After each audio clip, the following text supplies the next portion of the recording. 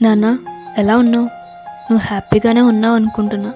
ఎందుకంటే ఈ లోకంలో ఉన్నా సరే మొత్తం నరకంలానే ఉంది నాన్న.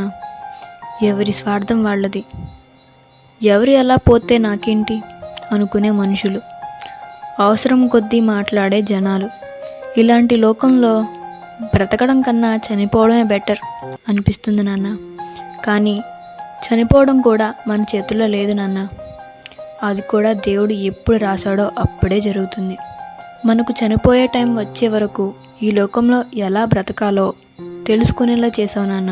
నువ్వు చనిపోవడం వల్ల చాలానే నేర్పింది నాన్న ఈ లోకం.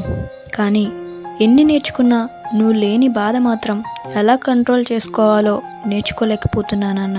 నువ్వు గుర్తురాని రోజే లేదు. నిన్ను తలుచుకోకుండా ఒక్కరోజు కూడా ముందుకు వెళ్ళడం లేదు. జూలై 27 ఈరోజు జరిగిన సిచ్యువేషన్ ఇప్పటికీ నా మైండ్లో తిరుగుతూనే ఉంది నాన్న. లాస్ట్గా నేను నిన్ను టచ్ చేసే వరకు నువ్వు బ్రతికే ఉన్నావు నాన్న. ఈ మూమెంట్ నా లైఫ్ లాంగ్ గుర్తుండిపోతుంది. ఏది ఏమైనా నువ్వు లేకపోవడం వల్ల ధైర్యంగా బ్రతకడం నేర్చుకున్నా, ధైర్యంగా మాట్లాడడం నేర్చుకున్నా, ధైర్యంగా ముందుకు వెళ్ళడం నేర్చుకున్నా. ఇవన్నీ నువ్వు నా వెనకే ఉండి నడిపిస్తున్నావు అనే నమ్మకంతో ధైర్యంగా ముందుకు వెళ్తున్నా నాన్న. నువ్వు కొంచెం కూడా ఫీల్ అవ్వనవసరం లేదు నాన్న. ఇక్కడ నీ కూతురు ఒక రాణిలా బ్రతుకుతుంది. ఈరోజు నీకు ఒక ప్రామిస్ చేస్తున్నా నాన్న. నా లైఫ్లో మన వాళ్ళు అందరూ నీ పేరు చెప్పుకునేలా గొప్ప స్థాయికి వెళ్తా.